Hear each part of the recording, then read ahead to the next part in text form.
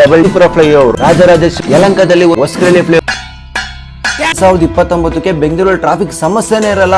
18,000 ಕೋಟಿ ಖರ್ಚು ಮಾಡಿ ಟನಲ್ ರೋಡ್ ಮಾಡ್ತಾ ಇದಾರೆ. ಈ ಪೊಲಿಟಿಷಿಯನ್ ಗಳಿಗೆ ಶುರು ಮಾಡುವಾಗಿರುವಂತ ಜೋಶು ಕಂಪ್ಲೀಟ್ ಮಾಡುವಾಗ ಇರೋದೇ ಇಲ್ಲ. ಇದು ಮುಗಿಯಕ್ಕೆ ಇನ್ನೊಂದು 50 ವರ್ಷ ಬೇಕೇನಪ್ಪ. ಏನ್ ಹೇಳ್ತಿದ್ಯಾ?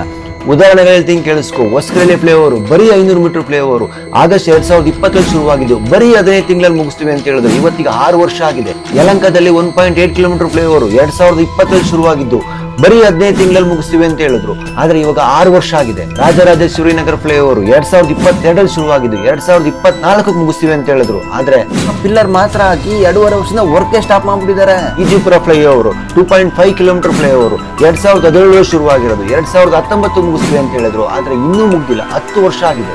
ಸಿಲಿಬೋ double decker flyover 5 kilometre flyover 2017 ಶುರುವಾಗಿದ್ದು 2020 ಮುಗಿಸ್ತೀವಿ ಅಂತ ಹೇಳಿದ್ರು.